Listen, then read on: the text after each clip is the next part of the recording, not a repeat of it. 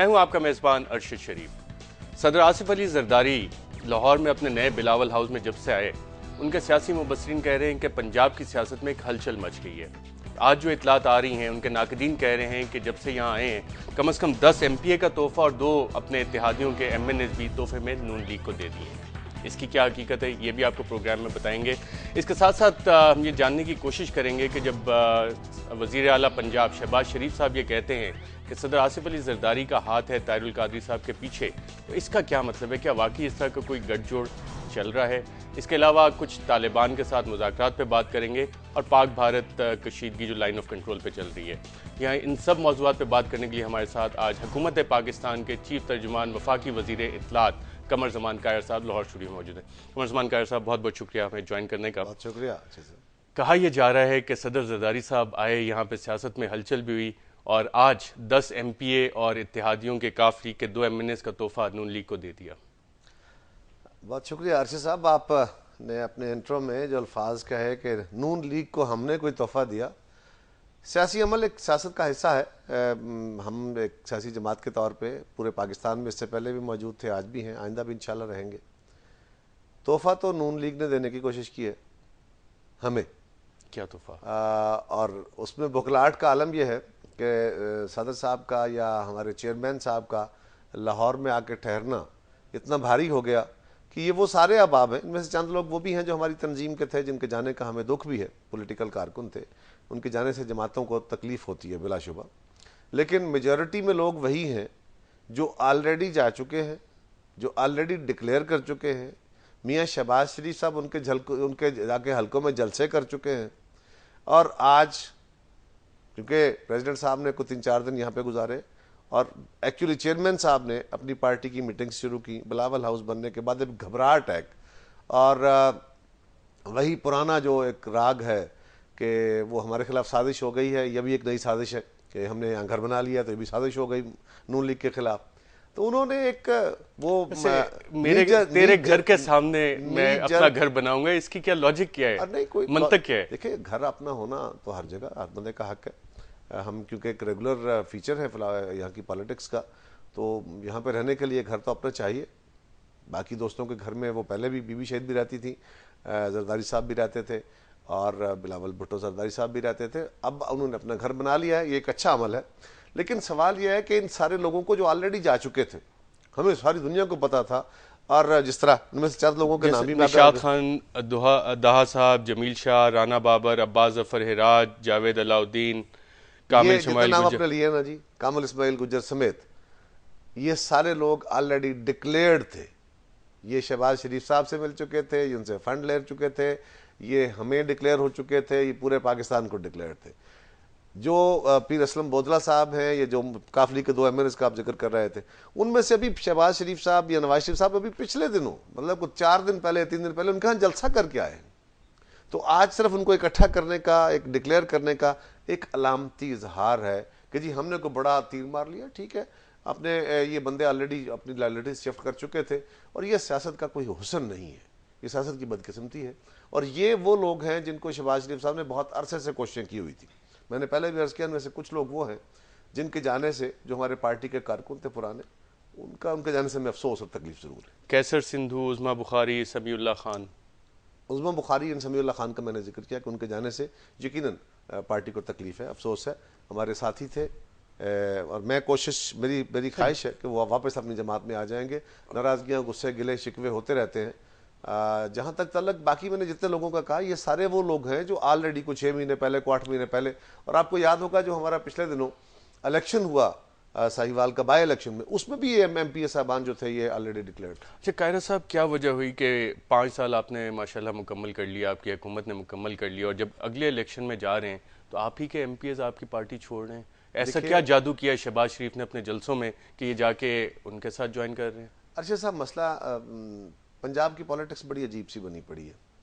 यहाँ पे ताकत के जोर पे मियाँ साहब को, क्योंकि बहुत ज़्यादा वो तो देखे ना, कोई उस्ताद अगर हड़ताल करता है तो डंडे चलाने शुरू कर देते हैं, कोई डॉक्टर हड़ताल करते हैं तो डंडे चलाने शुरू कर देते हैं, कोई लेडी हेल्थ वर्कर्स हड़ताल करती है तो डंडे मारने शुरू कर, उनको सिवाय डंडे मारने का कुछ नहीं आता।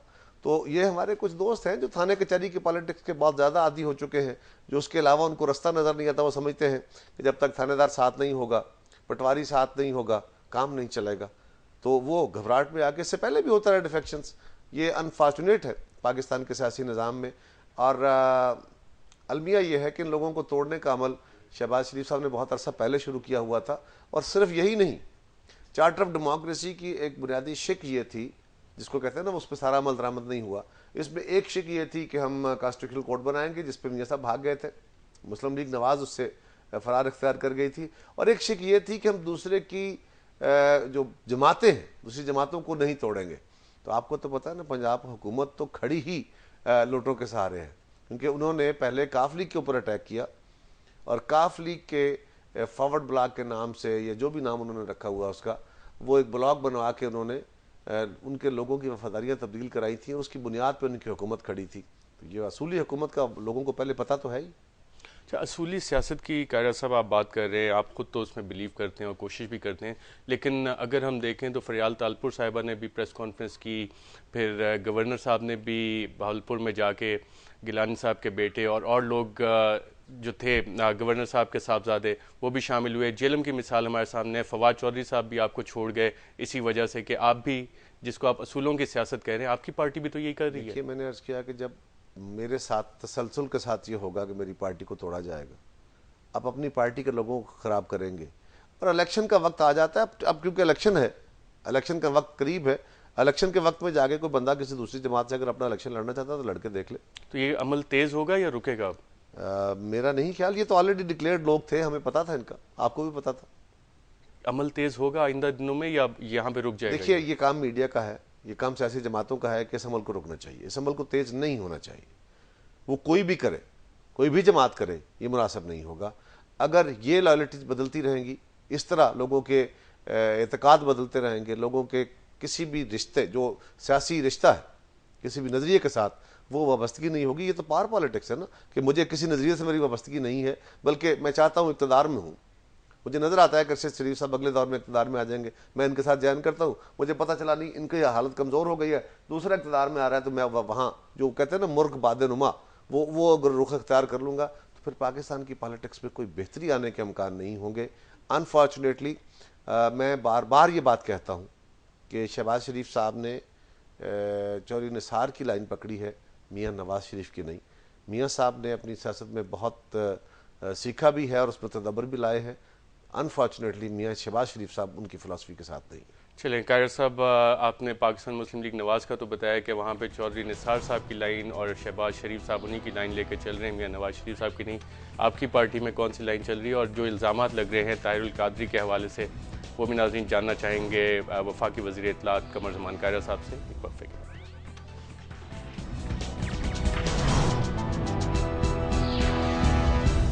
वेलकम बैक नाज़रीन। जब से अलामा डॉक्टर प्रोफेसर ताहिरुल कादरी साहब पाकिस्तान लैंड किए, मैं एक लफ्ज़ इस्तेमाल करना चाहा था, मैंने रोका है अपने आप को सर्च को कि वो लफ्ज़ इस्तेमाल ना करूं।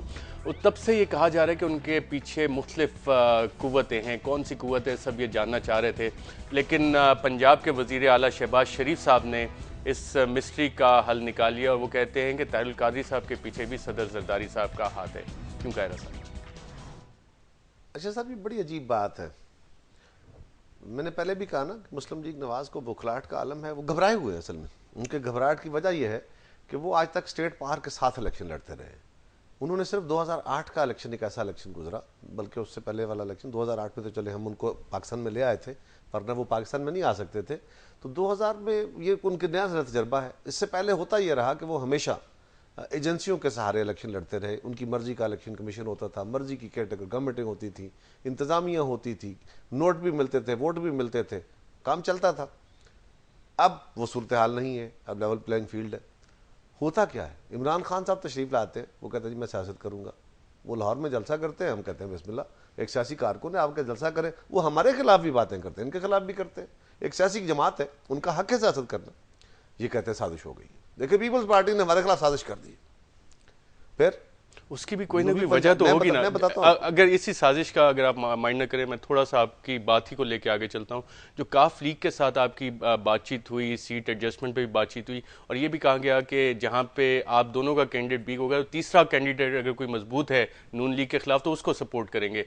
तो इशारा अक्सर तहरीक इंसाफ की तरफ जाता है कि क्यू लीग, पाकिस्तान पीपल्स पार्टी तहरीक इंसाफ को सपोर्ट करेगी अगेंस्ट। अच्छा साहब, पहली बात तो ऐसा कोई फैसला हमारा नहीं है। डिस्कशन हुई थी, डिस्कशन अपनी जगह होती रहती है, कोई फैसला नहीं है। मैं सिर्फ इतनी गुजारिश कर दूं कि इमरान खान साहब इंडिपेंडेंटली अपनी पॉलिटिक्स करने आए थे, उन्होंने की है और आज भी कर रहे हैं।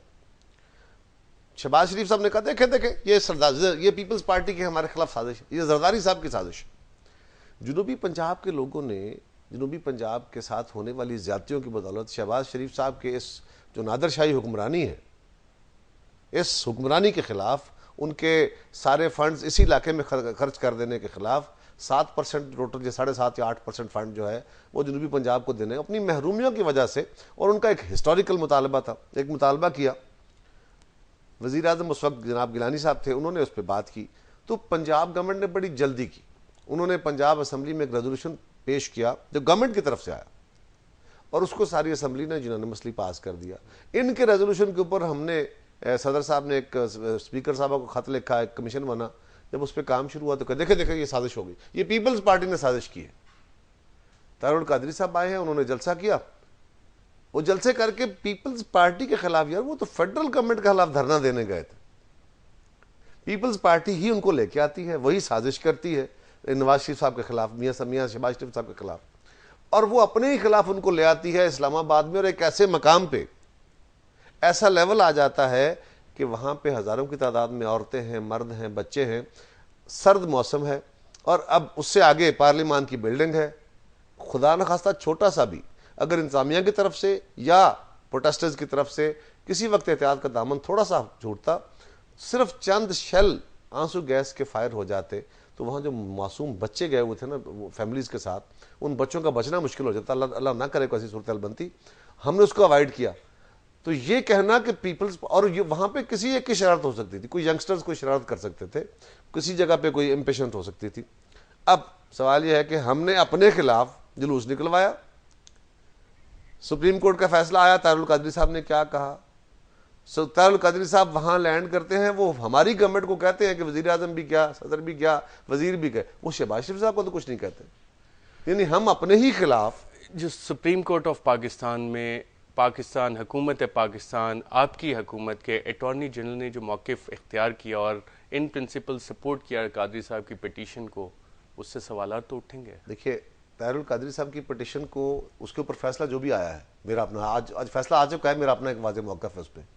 एक पाकिस्तान का शहरी जो पाकिस्तान का बॉर्न सिटीजन है, जो पाकिस्तान के वैलिड लॉ के तहत किसी दूसरे मुल्क के साथ एक मुआहदा होता है डुअल नेशनलिटी का, उस मुल्क को भी पता है उसके कानून के मुताबिक, पाकिस्तान के कानून के मुताबिक दोनों असम्बलियां एक लॉ पास करती हैं, और उस वैलिड लॉ के तहत एक बॉर्न सिटीजन ऑफ पाकिस्तान किसी दूसरे मुल्क की शरीयत भी ले लेता है।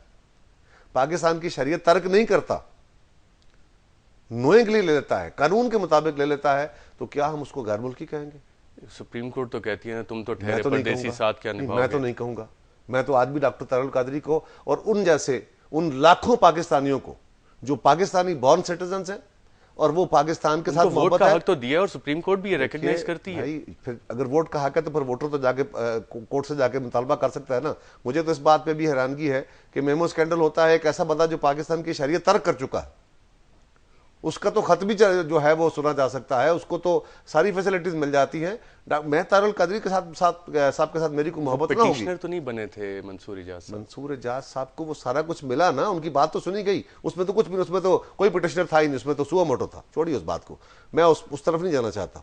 सवाल ये है कि एक मामला का एसेंस था ना, और उसमें कोई साजिश नहीं थी। अगर अटॉर्नी जनरल साहब ने यह कहा कि वो पाकिस्तानी है, मैं आज भी समझता हूं वो पाकिस्तानी है, बिल्कुल वैलिडली समझता हूं वो पाकिस्तानी है। उन्होंने दूसरे मुल्क की शरीयत ली है, पाकिस्तान के कानून को ब्रेक नहीं किया, अपनी सरेंडर नहीं की नेशनलिटी। ये कह देना कि वो गैर मुल्की है, आपकी दानिश में या कोर्ट की दानिश में होंगे, मैं तो आज भी समझता हूं वो भी पाकिस्तानी है। और उन जैसे लाखों वो लोग जो गैर ममालिक में बैठे हुए हैं, डुअल नेशनलिटी लेके बैठे हुए हैं, वो हमारे भाई हैं, हमारी बहनें हैं, हमारे बच्चे हैं, हमारे बुजुर्ग हैं, और वो पाकिस्तान से, मुझसे और आपसे और किसी भी और बंदे से ज़्यादा मोहब्बत करते हैं और पाकिस्तान के लिए बहुत बड़ा कंट्रीब्यूशन है उनका। इसी तरह अगर उनको इस बात के ऊपर कहा जाए कि जी हमारी उनके खिलाफ कुछ साथ साजिश हो गई, अगर अटॉर्नी जनरल ने ये बात कही है तो मैं भी कह रहा हूँ, फिर मुझे भी कह दीजिए, मेरा भी उनका साथ। कायरा साहब, इतनी अच्छी आपने गुफ्तगू की, और ऑब्वियसली ओवरसीज पाकिस्तानीज, जब ओवरसीज पाकिस्तानीज हम कहते हैं तो वो पाकिस्तानीज पता नहीं। अच्छे, मैं आपकी बात रोक रहा हूँ, मैं आपकी बात रोक रहा हूँ, मैं कसम उठा के कह रहा हूँ, लाखों की तादाद में वो पाकिस्तानी हैं, हमारे बहन भाई हैं, मेरे हल्के के बेशुमार लोग हैं, उनके इतने फोन आए, इतने लोग परेशान हैं, इतने लोग शर्मिंदा कर रहे हैं हमें। वो कहते हैं क्या इसका मतलब है जब हम पाकिस्तान छोड़ के और पाकिस्तान के लिए इतने पैसे हम भेज रहे हैं, इतना पाकिस्तान के लिए हम। फैसला आ गया सुप्रीम कोर्ट का, बिस्मिल्लाह, माना गया। फैसला सही था, गलत था? इलेक्शन कमीशन की कॉन्स्टिट्यूशन, चीफ इलेक्शन कमिश्नर की अपॉइंटमेंट मेंबर, जो कि मेन पॉइंट था कादरी साहब की पिटीशन का, सही था, गलत था? देखिए, मैं उस पिटीशन का पिटिशनर नहीं हूँ, वो पिटीशन सुनी जाती, उसके मेरिट आते तो पता चल जाता, लेकिन जनरली ये बात कही जा रही है। कायरा साहब, आपकी जो हैसियत है, आप कानूनदान है, आप पाकिस्तान का कानून बनाते हैं। मैं एक बताने लगूं आपको, जिस कमेटी ने वो फैसले किए थे, इस सारे अमल में चीफ इलेक्शन कमिश्नर साहब के तकर्रुर को चैलेंज भी नहीं किया गया था उस तरफ, उनके ऊपर किसी को इख्तलाफ नहीं था। मेंबर्स की तकर्री का तरीकाकार दुरुस्त नहीं था। Chief election commissioner and members उन सारों पे था पिटीशन पे। As far as the chief election commissioner is concerned, उसके ऊपर उन्होंने जरूर पिटीशन के वो परफॉर्मा पार्टी होंगे, परफॉर्मा पार्टी जरूर होंगे, लेकिन वो कादरी साहब उससे पहले बहुत दफा कह चुके थे कि वो बहुत अच्छे आदमी है, उनके ऊपर कोई एतराज नहीं। तो एज पे भी उन्होंने एतराज कर दिया, लेकिन एज पे एतराज और बात, उनका कादरी साहब ने किया था, उसका जवाब कादरी साहब देंगे, मैं उनका स्पोक्समैन नहीं हूं। लेकिन जो उन्होंने बात कही थी, मैं उसकी बात कर रहा हूं कि उन्होंने चीफ इलेक्शन कमिश्नर साहब पे एतराज नहीं किया, इमरान खान साहब ने नहीं किया, जो उनका भी एतराज है। मेंबर्स के तरीकाकार के ऊपर एतराज था कि जो लॉ में या कॉन्स्टिट्यूशन में तरीकाकार अपनाने का कहा गया है वो नहीं अपनाया गया था। मेरी भी इतला ये है, जो मैंने सुना है, क्योंकि मैं उस कमेटी का मेंबर नहीं हूं, कि शायद प्रॉपरली प्रोसीजर इख्तियार नहीं हुआ था। अब सवाल ये है अरशद साहब, बस एक जरा आर्गुमेंट के लिए जरा साहब, यानी कि आपने माना कि कादरी साहब की पिटीशन सही मैं तो ये कह रहा हूं, वफाकी वजीर इत्तलात, जहां तक मेरा इल्म, हुकूमत पाकिस्तान, मेरा चौधरी कमर जमान कायरा साहब कह रहे हैं इल्म की बुनियाद पे कह रहा हूं, कादरी साहब की पिटीशन सही थी। वो सुनी जाती तो मैंने कहा ना, वो तो कोर्ट फैसला करती है कि सही थी या गलत थी, ये तो कोर्ट का हक है ना, कोर्ट में पिटीशन गई थी, मेरा हक नहीं है। मैं तो अपनी बात करूं कि जो मैंने सुना है। बट मेरा एक और इशू है, जो असल इशू है, कि जी ये साजिश है, इससे जमहूरी अमल डिरेल हो जाएगा, इससे फला, किस तरह डिरेल हो जाएगा यार? इलेक्शन कमीशन अगर डिसॉल्व होता है, मेंबर्स डिसॉल्व होते हैं, तो फिर आगे इलेक्शंस कैसे होंगे? ये बताइए कि अगर इलेक्शन, फर्ज करें आपकी बात दुरुस्त साबित हो जाती है, इलेक्शन कमीशन को आज कोर्ट फैसला कर देती है कि इलेक्शन कमीशन गलत बना है, इसको दोबारा बनाए, तो 4 दिन का काम था टोटल। तो पार्लियामेंट में बैठी हुई अपोजिशन आपके साथ ना बैठी होती, इवन ना कर दिया अपोजिशन, इवन धन बन जानी थी। कैसे? गवर्नमेंट के पास मेजोरिटी है कमेटियों में, हमने मेजोरिटी से फैसले करने होते हैं, लेकिन इत्तेफाक ऐसे फैसले नहीं होते। कमिश्नर के लिए तो कंसेंसस आपको चाहिए, कोई कंसेंसस की जरूरत नहीं है। लीडर ऑफ द ऑपोजिशन, भाई लीडर ऑफ द ऑपोजिशन उनका नहीं होगा तो फिर उसका अगला रास्ता मौजूद है क्या? मतलब उसकी कमेटी मौजूद है, फिर कमेटियों ने फैसले करने। ये तो केयर टेकर गवर्नमेंट का भी यार मौजूद है, इससे डेडलॉक नहीं आया करते यार अरशद। ये तो एक प्रजम्पशन है जिस पे हम बहस करके खड़ी हो गए। 4 दिन में कमेटी दोबारा मिलती, कमेटी बनी हुई है, पार्लियामेंट मौजूद है, कुछ डिसॉल्व हो गई है पार्लियामेंट मौजूद है, कौमी असम्बली मौजूद है, कमेटी बन जाती, कमेटी ऑलरेडी मौजूद है, उसी कमेटी में 4-4, 3-3 नाम आ जाते, प्रोसेस हो जाता, 3 दिन में दोबारा वो आके ओथ ले लेते। क्या आप कहते हैं कि शहबाज शरीफ साहब गलत कहते हैं? क्या कहते हैं कि कादरी साहब के पीछे सदर जरदारी का हाथ है? मैं तो आपके इस आर्गूमेंट को सिर्फ डिस्कस कर रहा हूं। जो आपने कहा ना कि जमहूरियत को खतरा था, सिस्टम डिरेल हो जाता, मैं कह रहा हूं क्यों डिरेल हो जाता, फर्ज करें ये भी होता। चले, आपकी बात इंटरेस्टिंग डिस्कशन। कायरा साहब, आप समझते हैं मुझे इस वक्त ब्रेक पे जाना है। नाज़रीन, ब्रेक के बाद जब वापस आएंगे तो कायरा साहब से पूछेंगे कि कंटेनर मुज़ाकरात में भी क्या कुछ हुआ, एक वक्फे के बाद।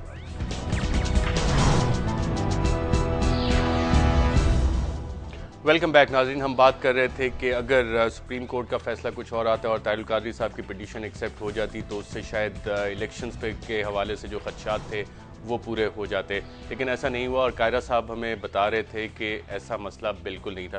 कायरा साहब, जब शहबाज शरीफ साहब ये इल्ज़ाम लगाते हैं और हम भी देखते हैं कि कंटेनर में भी मुज़ाकरात होते हैं, वहाँ हुकूमत भी नज़र आती है, हमें हुकूमत के इत्तेहादी भी नज़र आते हैं, फिर इल्ज़ाम उनका इतना कोई गलत तो नहीं नज़र आता? कॉन्स्पिरेसी थ्योरीज़ में कुछ जान पड़ती नजर आती है? देखिए, पहली बात तो यह है कि मेरे कहे को छोड़ दीजिए, एक तरफ रख दीजिए।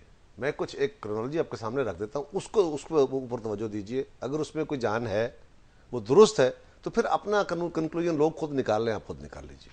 तारुल कादरी साहब लाहौर में जलसा करते हैं, लाहौर में लैंड करते हैं, पंजाब की इंतजामिया उनको जलसा करने की इजाज़त देती है, वो लॉन्ग मार्च का ऐलान करते हैं, वो सारा पंजाब गुजर के जाते हैं, उनको फैसिलिटेट किया जाता है, उनको रोका नहीं जाता।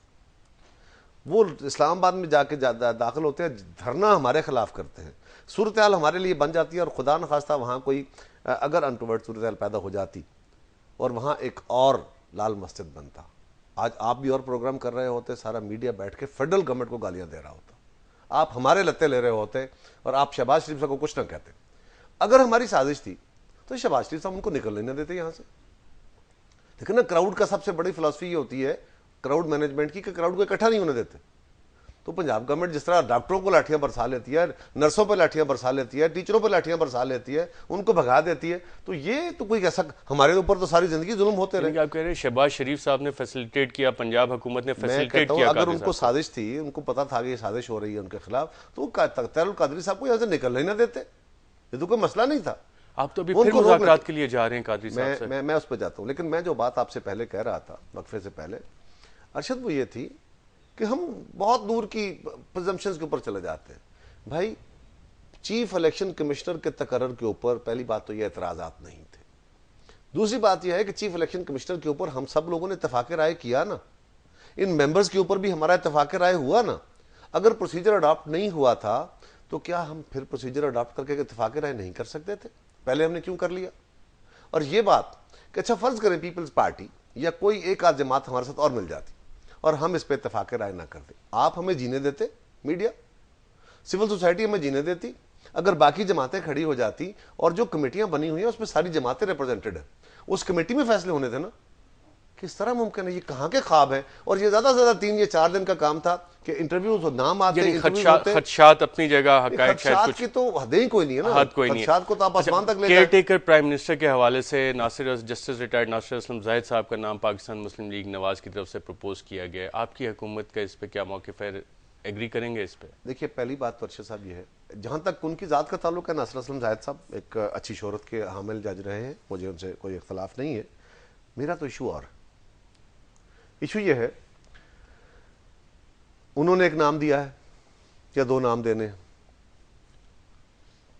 गवर्नमेंट की तरफ से वज़ीर आज़म साहब ने उनको खत लिख दिया है या लिख रहा है, और वो हम भी 2 नाम या 1 नाम लेके बैठेंगे, उनसे बात करेंगे, मुशावरत करेंगे। अगर इत्तेफाक राय हो जाता है तो फाबिया, नहीं होता तो फिर क्या होना है? फिर एक कमेटी बनेगी। उसका टाइमिंग क्या है? ये बड़ी अहम बात है। वो कमेटी कब बननी है?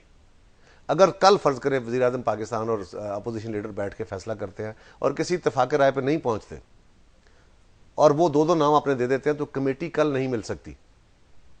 वो कमेटी बननी ही उस वक्त है जब ये असम्बलियां खत्म हो जानी है, 16 मार्च के बाद। जिस दिन भी असम्बलियां खत्म होंगी उसके बाद अगर जरूरत हुई, अगर लीडर ऑफ द अपोजिशन और लीडर ऑफ द हाउस में इत्तेफाक राय नहीं होता केयर टेकर नाम पे, तो फिर एक कमेटी कंस्टिट्यूट होगी जिसको स्पीकर साहबा करेंगी आउट गोइंग असेंबलीज में से।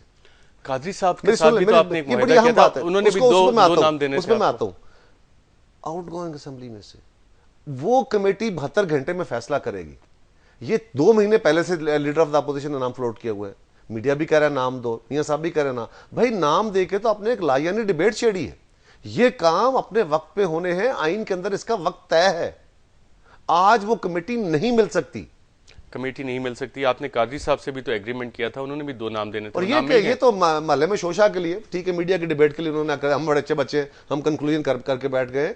वज़ीर आज़म साहब वापस आ गए, उन्होंने कंसल्टेशन अपने प्रोसेस शुरू किया हुआ है।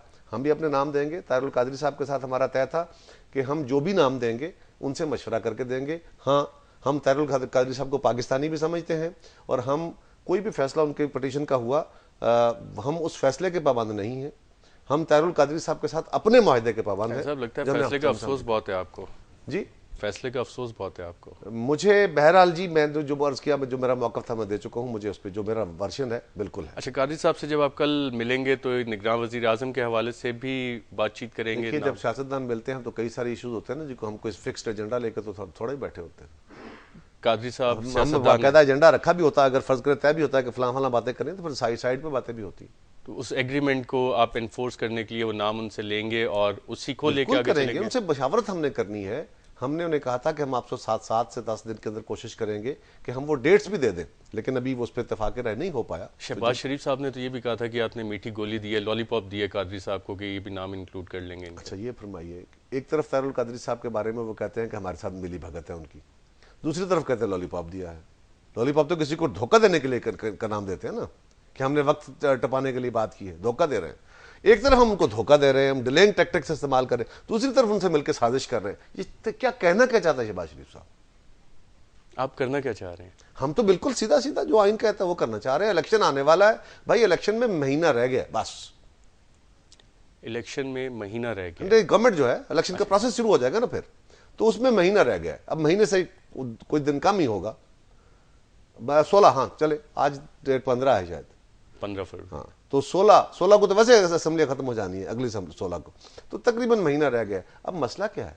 अगर 16 से पहले को 12, 14, 15 को असेंबली टूट जाती है तो क्या, और अगर 16 को असेंबली जाती है, जो भी उसका फैसला होगा, मसला सिर्फ यह है कि अब परेशान ना हो, अपनी वो जो पहले जा चुके हमारे, जो जिनकी वफादारियां तब्दील हो चुकी, उनको इकट्ठा करके लोगों को ये ना धोखा दें कि ये बंदे हमारे साथ नए आ गए हैं इस तरह के, और घबरा के ये ना कहें कि साजिशें हो गई हैं, तारुल कादरी साहब ने कोई साजिश कर दी। यानी एक तरफ लॉलीपॉप की बात कर रहे हैं कि जी वो गवर्नमेंट उन्हें चीट कर रही है, ये कहना कि लॉलीपॉप फलां को दे दिया, ये चीट कर रहे हैं। उस्मा बुखारी साहब ने बयान दिया कि पीपल्स पार्टी ने 5 साल में मायूसियों के अलावा कुछ नहीं दिया। मैं आता हूँ, लॉलीपॉप कहने से, देने से क्या मुराद होती है? धोखा देना होता है ना। ये तो मुझे तो नहीं तारुल कादरी साहब के बारे में है। शहबाज शरीफ साहब जो कहते हैं, वो एक तरफ कहते हैं कि हम उनको चीट कर रहे हैं या उनको बहला फुसला रहे हैं और वक्त गेन कर रहे हैं, और फिर कहते हैं कादरी साहब इतने सादे हैं, सीधे हैं, जैसे बच्चों को लॉलीपॉप से खुश कर लिया जाता है। ऐसा नहीं होता, देखो ना। अच्छा, कादरी साहब काफ लीग के साथ भी आपकी नेगोशिएशन चल रही है और आप उसका भी हिस्सा हैं, सीट एडजस्टमेंट में कितने मराहल में ये सीट एडजस्टमेंट चलेगी काफ लीग के साथ? एक बात आपने कही, उस्मा बुखारी ने कुछ कहा है, उस्मा बुखारी का मैं बहुत एहतराम करता हूँ, हमारी पॉलिटिकल वर्कर हैं, वो 4 साल तक असेंबली की मेंबर रही, अभी हैं। उनका पार्टी से इख्तलाफ हो गया, नहीं होना चाहिए था, उनके ग्रीवेंसेस थे, दूर होने चाहिए थे, लेकिन मैं उनसे गुजारिश करूंगा, वो हमारी साथी हैं, हमारी बहन है। जिस जमात को वो पिछले 5 साल और इन 4 सालों में या 4.5 सालों में डिफेंड करती रही हैं, उसके बारे में इस तरह की गुफ्तगू करने से एतराज़ करें, क्योंकि ये सियासी कारकुन के मिजाज के खिलाफ है। ओके, अगर मेरा दिल किसी जगह से हर्ट हुआ है, किसी बंदे से, किसी पॉलिसी से, तो मुझे उस वक्त हक था। अगर हमने 5 साल में कुछ नहीं डिलीवर किया है, मायूसियाँ दी हैं, तो वो 4.5 साल तक तो पार्टी के अंदर रह के पार्टी को डिफेंड कर रही है। राइट नाज़रीन, यहाँ पे हमें एक वफ़ा लेना है और वफ़े के बाद जब वापस आएंगे तो कुछ तालिबान के साथ मुज़ाकरात के हवाले से हुकूमती पॉलिसी लाइन जानने की कोशिश करेंगे। एक वफ़े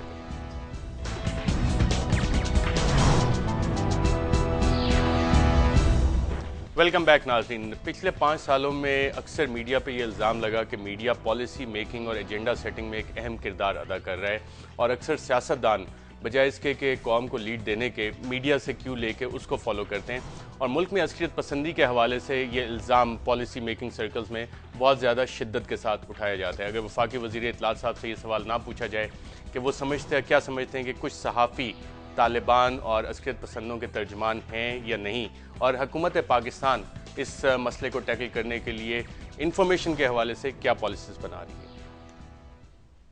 अरशद साहब, ये बहुत पाकिस्तान का बुनियादी इस वक्त जो मसला है वो ये है, जब हम 2008 में आए थे उस वक्त भी ये बहुत अहम मसला था। आज अल्हम्दुलिल्लाह उससे सूरत हाल बेहतर है, लेकिन बहुत बेहतर नहीं हुई, मतलब एब्सोल्यूट बेहतर नहीं हुई है, बहुत बेहतरी आ गई है। अब उनके पास कोई, तालिबान के पास या अस्करियत पसंदों के पास अब पाकिस्तान की सरजमीन डिक्लेयर्ड उन पर कोई एरिया उनके पास नहीं है। हाँ, वो हिडन ग्रुप्स की सूरत में अटैक करके नुकसान पहुंचाने, लोगों की जानें लेने, बम ब्लास्ट करने, उसकी सलाहियत उनके पास है। ये बात हंगू आज वजीर आला खैबर पख्तूनख्वा पे मैंने उनके पास ये कैपेसिटी है कि वो पाकिस्तान के किसी शहर में भी जाके बम ब्लास्ट कर रहे हैं। ये बात दुरुस्त है, उन इलाकों में ज़्यादा होता है, लेकिन वो कई इलाकों के अंदर जाने की, लेकिन वो एक अब स्प्लिंटर ग्रुप के तौर पे है। इस मसले को हमने बहुत हद तक पाकिस्तानी कौम को इकट्ठा करके अपनी अफवाज के पीछे खड़ा करके इसमें फतहमंदी हासिल की है। अरशद साहब, हम मीडिया के साथ बार बार सवाल कर रहे हैं, आज भी, आइंदा भी करेंगे। ये कोई एक इदारा ये कोई एक हुकूमत इस मेनस का मुकाबला नहीं कर सकती। ये बहुत डीप रूटेड है। आप समझते हैं कायरा साहब बतौर वज़ीर इत्तलात के कुछ सहाफ़ी तालिबान के मैं तर्जुमान का मीडिया किरदार के अदा रोल करते की हैं? बात करूंगा, मैं तो ओवरऑल मीडिया के रोल की बात करूंगा। मीडिया का हिस्सा मैं ही ना हो। उसी पर आता हूँ। तो मीडिया का रोल बड़ा सेंसिटिव है। मिसाल के तौर पे हमने बहुत दफ़ा कहा कि आपको लाइव कवरेज ऐसे इंसिडेंट्स नहीं करनी चाहिए, बट होती है, आज भी होती है। आज भी बॉडीज दिखाई जाती हैं, आज भी उन लोगों के प्रोग्राम दिखाए जाते हैं, उन लोगों के इंटरव्यूज नशर किए जाते हैं जो पाकिस्तान में। साहब दुनिया टीवी पे ऐसा काम नहीं हुआ, बाकियों पे हो सकता है। अगर दुनिया टीवी ने किया होता आप बता मैं दें। मीडिया की बात कर रहा हूँ, मैं किसी एक चैनल को स्पेसिफाई नहीं करता। ये बात दुरुस्त है कि दुनिया की पॉलिसी ये नहीं है, लेकिन मैं यहाँ बैठे हुए ओवरऑल पॉलिसी की बात करूँ। मैं किसी एक चैनल को टारगेट नहीं करता, क्योंकि आपके चैनल पर बैठ के मैं किसी और चैनल का अगर नाम भी लूंगा तो वो भी शायद एथिकली दुरुस्त नहीं होगा। वो मेरे पास और फोरम होते हैं, मैं वहाँ करूँगा। सो अर्ज ये है कि हमें मीडिया को ओवरऑल एक ऐसी पॉलिसी बनाने के लिए ज़रूरी था। आप जैसे सीनियर साथियों ने और बहुत सारे हमारे जो सीनियर एंकर्स हैं या जो सहाफ़त से मुंसलिक लोग हैं, उन्होंने एक कोशिश की थी कि सेल्फ रेगुलेशन आ जाए, मीडिया के बन जाएं, ताकि हम भी दुनिया के मीडिया में ये चीज़ें जिस तरह रिपोर्ट होती हैं उसके मुताबिक हमारा भी कोई कंट्रोल आ जाए। रूल तो हमारे पास है, कानून तो हमारे पास है, लेकिन अगर हम उसको अप्लाई करेंगे तो फिर आप भी खड़े हो जाएंगे, सियासी जमातें भी खड़ी हो जाएंगी कि देखें जी ये तो मीडिया का गला घोंटते हैं। और हमने मीडिया के हवाले से टॉलरेंस का इतना मुजाहरा किया है, मेरा बिल्कुल वाज़ेह मौक़िफ़ है, बिल्कुल क्लियर कट, कि मीडिया के ऊपर बहुत सारे प्रोग्राम वो हैं जो इंफोटेनमेंट के नाम पे वल्गैरिटी है। मैं वल्गैरिटी कह रहा हूँ, बड़ा तल्ख लफ्ज़ कह रहा हूँ, जो तज़हीक पे मबनी है, जो किसी तरह भी ना वो सियासी हैं ना वो तफन्नन है। अपने कॉन्स्टिट्यूशनल ऑफिस का अगर हम तमस्खर उड़ाएंगे और तज़हीक करेंगे तो फिर पाकिस्तान में इदारे पनपेंगे नहीं। लेकिन इसके बावजूद हमने उनको टॉलरेट किया है कि चले, वक्त के साथ साथ मीडिया खुद इस पे कदगन लगाएगा। और ये डिबेट हुई है और सटायर तो कायरा साहब पूरी दुनिया में चलते हैं। हम एक बहुत सीरियस टॉपिक पे हैं। एक बात मैं लोगों की जान जाती है। Something else.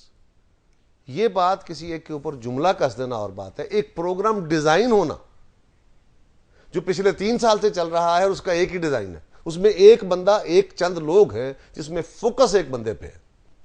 मैं आगे नहीं जाता, कई प्रोग्राम ऐसे हैं, मैं सिर्फ इशारतन आपको कह रहा हूं, वो किसी सूरत में भी इंफोटेनमेंट के नाम पे नहीं आता, लेकिन हमने टॉलरेट किया है। इसलिए कि हम नहीं चाहते कि ये इल्ज़ाम लगे कि जी हमने कोई मीडिया का गला घोंटा है या हम कोई कदगने लगाना चाहते। बट जो सबसे ज़्यादा ज़रूरी इशू है, चले हमारी जमात को जिस तरह भी अब कर लें, ये बात भी तालिबान के जो नुमाइंदे होते हैं या उनके जो एक्सट्रीमिस्ट हैं, वो सिर्फ तालिबान नहीं है, उनके इंटरव्यूज क्या नहीं चलाए गए? आज भी चला है इंटरव्यू, आज भी मीडिया के ऊपर इंटरव्यू चला है। हुकूमत ये बात क्या कर रही है? जब कवानीन बने हुए तो उनको अगर मैं उसको एनफोर्स करूंगा, पहली बात तो कायरा साहब उसमें मसला ये आ जाता है कि जो लोग कवानीन फॉलो करते हैं या अगर हम कवानीन फॉलो करने की कोशिश करते हैं और हम देख रहे हैं दूसरी तरफ वायलेशन उसकी हो रही है और हुकूमत खामोश तमाशा ही है, उसका पहला कानून पे अमल दरामद कैसे होगा? पहला काम क्या होता है कि हमने एज गवर्नमेंट या एज रेगुलेटर हमने उसको नोटिस देना होता है। मैं उसको नोटिस देता हूँ, उसको फाइन करता हूँ, वो जाकर अदालत से स्टे ले लेता है। मैं क्या करूँ? अदालतों में कितने स्टे हैं? हजारों की तादाद में? मुझे इस वक्त एग्जैक्टली तो याद नहीं है, ये बात अभी मेरे इल्म में नहीं है कि कितने, लेकिन काफ़ी है। और बल्कि जितने भी हमने नोटिस दिए मेजॉरिटी में स्टे हो जाते हैं, जाकर लोग स्टे ले लेते हैं और उस पर केस चल रहे हैं। ये नहीं है, ठीक है केस चल रहे हैं, काफ़ी अरसे से भी चल रहे हैं कुछ, लेकिन सवाल ये है कि क्या इससे पाकिस्तान की खिदमत हो रही है? क्या हम तालिबान की ताकत को, तालिबान की कैपेसिटी को अगर बताते हैं कि उनकी कैपेसिटी ये है, उनके लोगों के इंटरव्यू लाइव नशर करते हैं, या वो लोग जो तालिबान जैसी सोच रखते हैं वो प्रोग्रामों में आके बैठ के पाकिस्तान के टेलीविजन के ऊपर, चैनल के ऊपर वो आके लाइव उनके प्रोग्राम चलते हैं? अगर पंजाब की हुकूमत, सिंध की हुकूमत या बाकी सूबाई हुकूमतें, ये कोई भी एक सूबे की हुकूमत, चले कह ले, मैं किसी एक का नाम नहीं लेता, किसी भी एक सूबे की हुकूमत अगर कोई दहशतगर्द नहीं तो इंतहा पसंद तंजीमों को, जिनको बैंड प्रोस्क्राइब्ड ऑर्गेनाइजेशंस हैं, उनको यहाँ झंडे लगा के अपने दफ्तर खोल के चंदा इकट्ठा करके फंड रेजिंग करके जलसा जुलूस करने की इजाजत देती है, तो क्या कहें इसको? कि अगर आप अपने वोट के लिए एक खास तबका फिक्र को प्रमोट करके, उनको सपोर्ट करके, उनके साथ एफिलिएट करके अपने आप कायरा साहब वोट लेना चाहते हैं, यही हेल्पलेसनेस हमारी चलती रही, इसी तरह से तो मीडिया के अंदर 2014 में फिर आप क्या देख रहे हैं? यहाँ पे तालिबान की हुकूमत होगी मीडिया के अंदर कुछ नहीं, ऐसे तो नहीं है। पता है पाकिस्तान में मेजॉरिटी सोच के हमल लोग नहीं है, लेकिन मैं और आपसे मुराद यह है कि मीडिया के अंदर और सियासतदानों के अंदर जो लोग उस सोच के मुखालिफ हैं उन सबको खुल के सामने आना चाहिए और उस सोच के हामिल लोगों को आइडेंटिफाई करके, जमातों को, ग्रुप्स को, अगर कोई मीडिया हाउस है उसको आइडेंटिफाई करके उसको आइसोलेट करना चाहिए, यही एक तरीका है और कोई तरीका नहीं है। और जहाँ तक ताल्लुक तालिबान के साथ मुज़ाकरात का है, मैं मुज़ाकरात का हामी हूँ, हाँ मैं इसको वेलकम करता हूँ इस मूव को। और हमारी डे वन से पॉलिसी जो थी अर्शद साहब वो ये थी, आपको याद होगा गिलानी साहब ने 3D पॉलिसी दी थी जब वो वज़ीर आज़म थे, वो dialogue, development and deterrence. Deterrence आखिर पे आता था। अगर आज डायलॉग का प्रोसेस प्रमोट करने की बात की गई तो हम उसको वेलकम करते हैं, अप्रिशिएट करते हैं और हम उनसे भी मुतालबा अपील करते हैं। ये कमज़ोर बात होगी लेकिन मैं आज तालिबान से भी अपील करूंगा कि आपने बहुत लड़ लिया, आपने देख लिया दुनिया में, तारीख में मजहब की खिदमत इस तरह कभी नहीं हुई, मजहब प्रमोट नहीं होते। वो क्यों सुनेंगे? अफगानिस्तान में सोवियत यूनियन को उन्होंने तबाह कर दिया, अमेरिका वहां से भाग रहे, आपकी अपील की क्या हैसियत है उनके सामने? देखिए मेरा काम तो फिर भी है ना, मैं मायूस तो नहीं होता ना। अगर डायलॉग का प्रोसेस उन्होंने कहा है हम शुरू करने को तैयार हैं तो मुझे तो रिजेक्ट कर दिया जो स्टेटमेंट्स आई हैं। आज जो स्टेटमेंट आई है मैं उसकी बात नहीं कर रहा, लेकिन अगर ऐसा है तो हमें उसको अप्रिशिएट करना चाहिए और हमें उनको फिर भी कहना चाहिए कि आप रास्ते से हटे हुए हैं तो हमारे भाई। आई कांट से कि वो मेरा मेरा मेरा खून नहीं है, आई कांट से कि वो पाकिस्तानी नहीं है। यस, वो अपने रास्ते से हटे हुए हैं, हमें उनको यही कहना है कि अगर आप, हाँ हम लड़ेंगे उनसे, बिल्कुल we will fight out till end. और अगर वो मुज़ाकरात का रास्ता इख्तियार करते हैं, अगर वो अमन का रास्ता इख्तियार करते हैं, अगर वो सुलहजुई का रास्ता इख्तियार करते हैं और तशद्दुद के अंसर को छोड़ देते हैं तो क्यों नहीं उनसे डायलॉग हो सकता? ये पॉसिबल आपको लगता है? देखिए अरशद साहब एक बात याद रखिए, जंगों में जब कौमें आपस में लड़ रही होती हैं मुज़ाकरात के अमल बंद नहीं किए जाते। लगता यूं ही है कि इस जंग में ये कौम एक दूसरे के साथ लड़ के मर जाएगी, लेकिन फिर भी मुज़ाकरात के रास्ते खुले होते हैं और मुज़ाकरात होते हैं और कामयाब भी होते हैं। कमर जमान कायरा साहब एक स्किलफुल नेगोशिएटर है, ये हमने कई दफ़ा चीज़ देखी और तालिबान के साथ भी इसी पॉलिसी को लेके आगे चल रहे हैं। हमें दुआ है कि इनको कामयाबी इस अमल में मिले और पाकिस्तान में अमन कम अज़ कम कायम हो। नाज़रीन, आज के प्रोग्राम में इतना इजाज़त दीजिएगा। अल्लाह हाफ़िज़।